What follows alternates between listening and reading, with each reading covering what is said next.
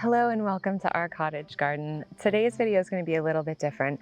I'm going to be sharing some of the lessons that I've learned from my garden. So we all know about those typical ones, stop and smell the roses.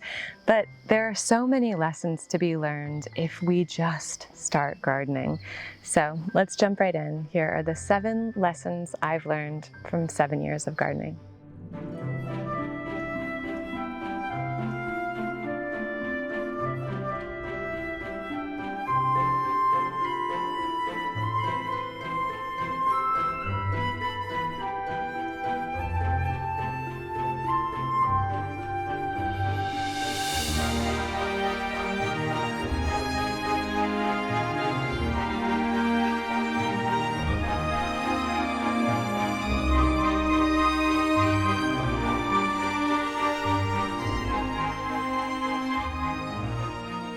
So when I started gardening 7 years ago, can't believe it's that long, I thought, it would be about getting out in nature, growing things.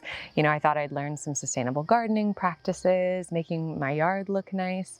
But through these years, I've really realized how much I've grown because of the lessons I've learned from my garden. Things like resilience and trust and letting go. So I want to share some of these with you today. And my hope is that these lessons maybe give you some encouragement, not just in your garden, but in your own life as well. The first lesson that I learned was about trust and hope. Every single seed that you plant as a gardener begins as an act of trust. You press this tiny, tiny thing into the soil, you cover it up, and for days, in some cases weeks, you see nothing.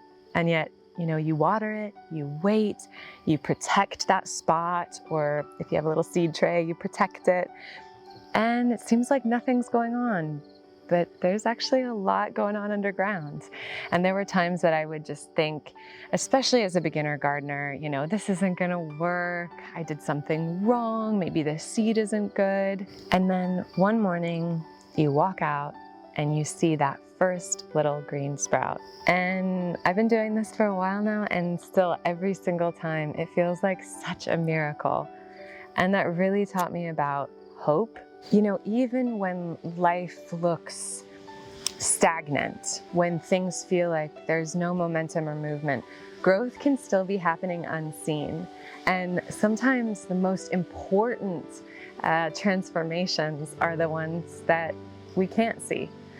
So the garden really reminds me to trust in the process, to not give up before you've really given it a chance and given yourself time to truly see your work come to fruition. Everything you plant is an act of trust. Everything that you tend to is an act of hope. Gardening really is about having hope for the future, and I think it's a really empowering part of my life now. The next thing that I've learned is patience. So in our world, we can really have a tendency to want that instant gratification, wanting everything instantly. But nature doesn't work like that. Your garden doesn't work like that. Tomatoes take months to go from seed to harvest. Fruit trees can take years before they give you anything at all. And things like asparagus can take 3 years to harvest. So it's just a great lesson in patience, trusting in the timing of things. I remember the first time I planted foxgloves, the Gloxiniflora foxgloves, which is a biennial, second year bloomer. And I was so excited. I think I got the pack of seeds at Home Depot or something. And I was so excited. Oh, I'm going to have foxgloves. It's going to be beautiful. I planted them, and then it wasn't until I had put them in the ground that I realized that they weren't going to bloom until the second year. And likewise with Canterbury bells, 2 years. But I planted them, I waited, and when those little bell-shaped flowers emerged, they were more beautiful than anything I'd ever seen. It was just so worth the wait, and it was almost sweeter because of the wait. Patience is frustrating, but it can also be freeing. And I think the garden has really taught me that good things take time, and that waiting can make the reward even that much richer. Next lesson is about resilience. Not everything in the garden goes smoothly. I've had crops eaten by deer overnight, crops that I had planted from seed and kind of tended for months before putting it in the ground, just mowed down. I've had plants flattened by storms. You might be able to see a few of those in the background, but we've cleaned them up. And I've seen entire beds wiped out by pests. Our cucumber beds are like done from the cucumber beetles. And at first I would take those losses to heart. I would really feel like I had failed, like I'd done something wrong.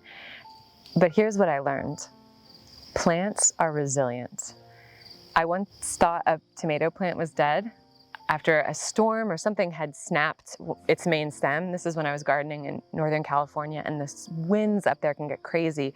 So the stem had snapped. But I left it in the ground. I kind of cut the broken branch and I left it in the ground. And weeks later, side shoots started to grow, and it bore so much fruit. I mean, it was sort of crawling up the fence.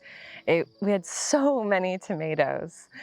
And we planted our cottage borders with my favorite shrub, with the ivory halo dogwoods. We planted them the first year that we moved in. And that winter, the deer just took them down to almost nothing that first winter. But I don't know if you can see them in the background. They grew back, and it was slow, but they eventually really took over. And they are just so beautiful. They're such a staple in our garden for winter interest and for the backdrop of all of our plants.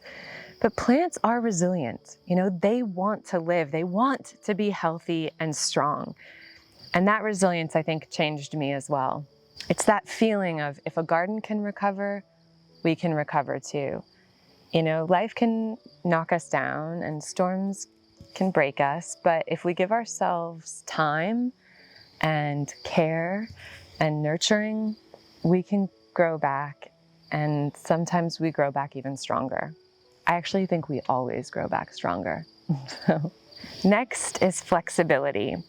Gardening really is full of surprises. A late frost, we get late frosts at the end of May, and they can really kill your seedlings that you've really tended to. A dry summer can mean smaller harvests.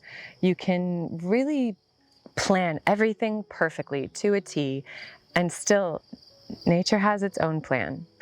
So it's about flexibility. It's about working in harmony with nature. I think I used to be very rigid. This is where I want this plant. This is where I want this to go. I'll have this many of this thing. I want these to be in this specific place, or I want this to, kind of coordinate with this. But I learned that flexibility, that's the real skill. Some years the zucchini has exploded and we've had a glut, more than we could handle. I mean, Burt would make so much zucchini bread. But other than that, we had nothing but kale in our garden. So flexibility in the garden really taught me about flexibility in life. Things rarely go exactly the way that you expect them. But if we adapt, if we shift, if we work with the seasons, there's still beauty and abundance that's waiting for us. Be flexible, dance the dance with nature and the garden. It does pay off. The next one can be probably one of the hardest lessons, and I'm still learning this one, but this is impermanence. The garden teaches us about impermanence. Everything you grow, everything that you've tended to and that you grow, it will eventually die. Flowers, they bloom, and they bloom just gloriously, and then they'll fade. A tomato vine, it'll give you fruit for months, and then it'll wither in the fall. The first time I cleared out a bed of plants that I'd cared for all season, I actually felt grief. I realized I had become so attached, so reliant, I think, dependent on my plants to be there, to be part of my practice of going out in the garden and tending to them or harvesting them or caring for them or smelling the flowers. But I think if you look hard enough, there can be beauty in that impermanence. That cycle is part of the gift. You appreciate it so much more because it's fleeting. There are beginnings, it's so exciting. Then the flourishing, that triumphant kind of peak. And then there's a slow trickle down and an ending. And it's the ending that allows you to have the new beginnings again. And that really taught me to appreciate the things while they last, to really savor the present moment. Because nothing in the garden, nothing in life is forever. So appreciate it while it's there. Next up, we have joy in small things. So on to lighter subject, one of the greatest gifts of gardening is how it shifts your attention to those little joys. You're highly tuned to the small things in life. That first strawberry of the season, it tastes so sweet, that first June berry. The smell of basil in the garden, that fresh smell of basil or of mint when you brush up against it. We have our mint pots right by our door and I like to just smell them or brush by them. Watching the bees just dive into a flower. Some days I plan on going out to get some work done, weeding or watering or harvesting, but what I always remember the most are those little delights, Oh, the roses have started to bloom. They smell so good in the morning. The sparkle of the dew on the kale leaves that we have spread throughout the front of our cobblestone pathway. The changing of the seasons, the crispness in the air, or the first warm morning of the season. Or, each time a new perennial is starting to bloom. As you see that kind of orchestra of life come together throughout the entire gardening season, it's so magical. The sounds of the birds, the chipmunks chirping, the hummingbirds, it's just so magical. And in life too, I really do think that it's the small things that carry us. It's a smile from a stranger, it's a kind word, a deep breath.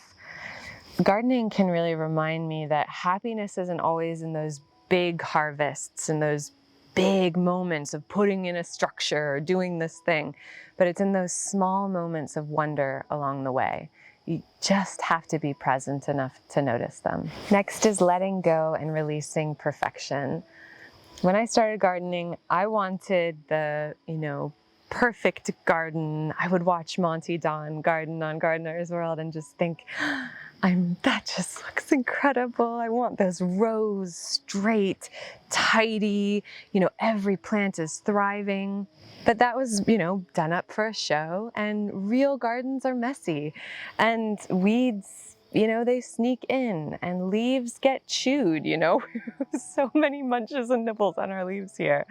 Sometimes entire crops fail and plants die.